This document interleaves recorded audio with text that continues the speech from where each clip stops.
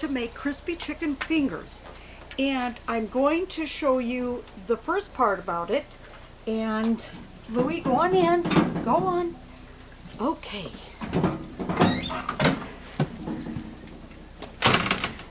I'll show you the first part. Before we start, I'm going to wash my hands also real quick.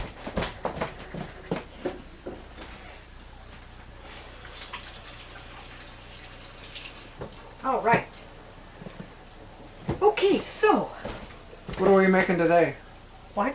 What are you making today? Oh, okay. I'm making crispy chicken fingers, and I have 4 chicken breasts. I didn't buy the chicken tenders because I bought chicken breasts. I don't know why.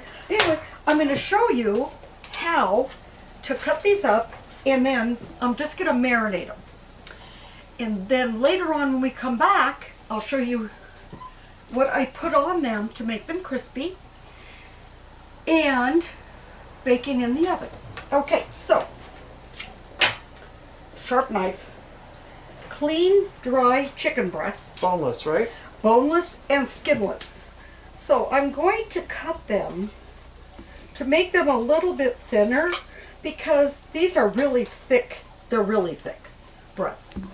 And I'm going to just cut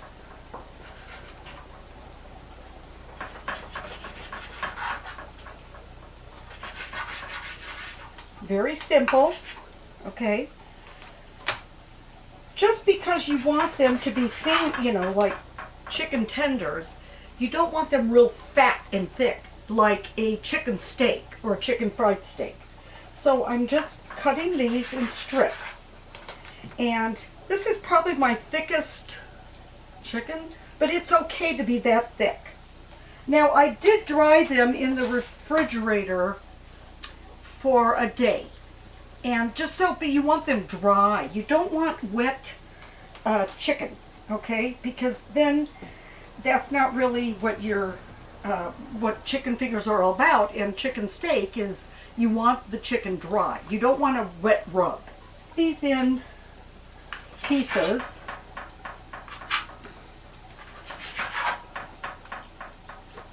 And as you can see, the strips are coming together, and then I'm going to stick them in that plastic bag.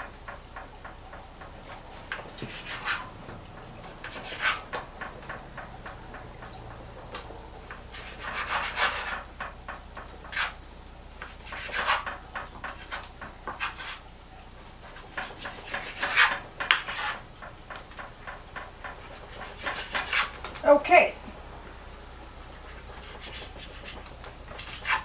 So here we go with, okay, so I'm going to stick them in the plastic bag.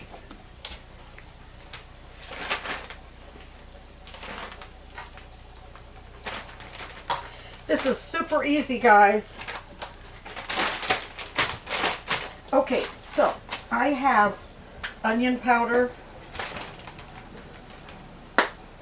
garlic powder, salt, pepper,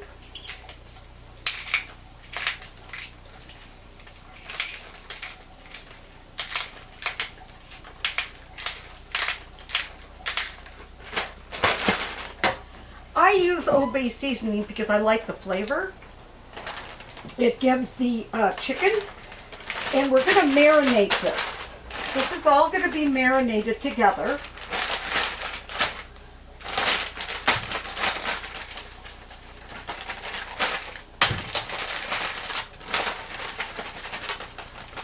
Okay, and then I like the herbs za'atar, which is kind of... How do you spell that?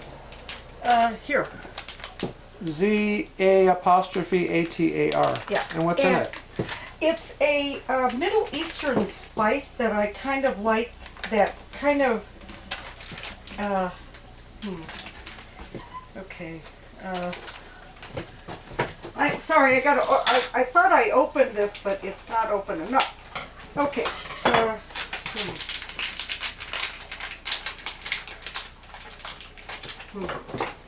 sorry. Let's see here.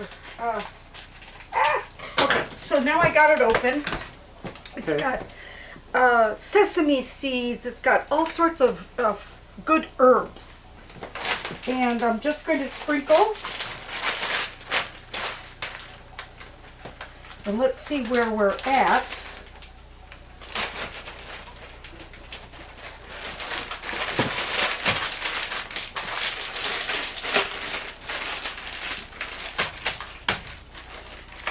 Okay, I'm going to add some onion powder and garlic powder to this side. Now you could do it in a bowl, but since we're in a trailer, I'm kind of, not using space up. So, because we have no space. But, okay. So I am just putting more spices, and you can put as much spice as you want. You can make it as spicy as you want. And I'm just using just regular salt, pepper, onion, garlic, za'atar, and I'm just going to let this sit in the refrigerator until we're ready to dip. And then when we get back, I'll show you how the dip works. So we'll take a break and come right back. Yeah. Okay, perfect. Thanks, Annie. Hi, everybody. I'm back, and we're going to do the second part of my chicken fingers, or chicken tenders, or whatever you call them. Now, what I did was, and you didn't see this part, but I did melt some it's not butter or margarine, but it's a plant-based, non-dairy buttery spread. It's an alternative to buttermilk or milk, because we don't mix meat with milk. So this is another alternative. I'm also going to be using, I forgot eggs. I forgot the eggs.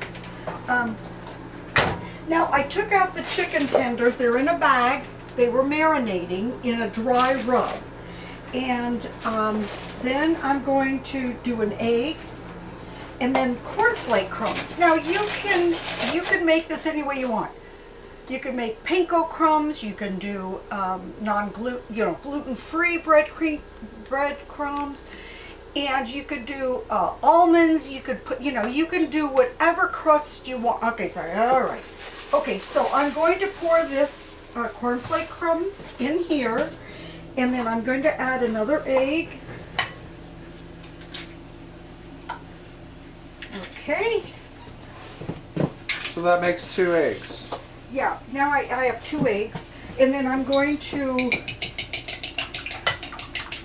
kind of, whatever. Beat it up. Yeah, beat it up a little bit, not, fluff it up, whatever. And then, secret ingredient, honey.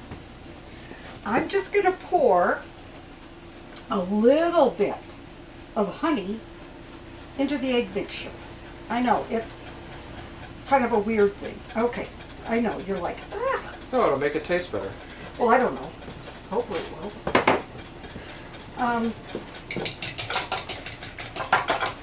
So you kind of mix that up. You don't want a lot of honey, just a little bit, just a tiny bit, like just to give it a little bit of a flavor. Now, this is the key. So, I got honey on my finger. All right, so now I'm going to take parchment paper.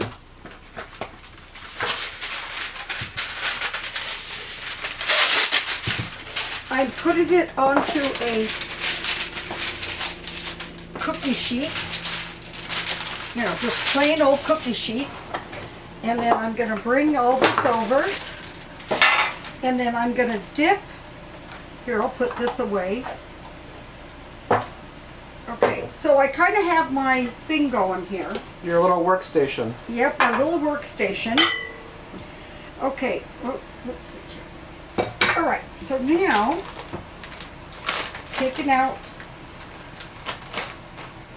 one of my chicken fingers. Voila. Okay.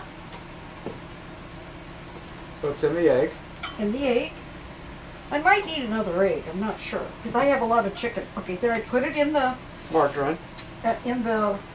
Well, don't call it margarine. Okay. It's not really margarine. Well, okay, but it's not butter. Right. Okay, and then cornflake crumbs.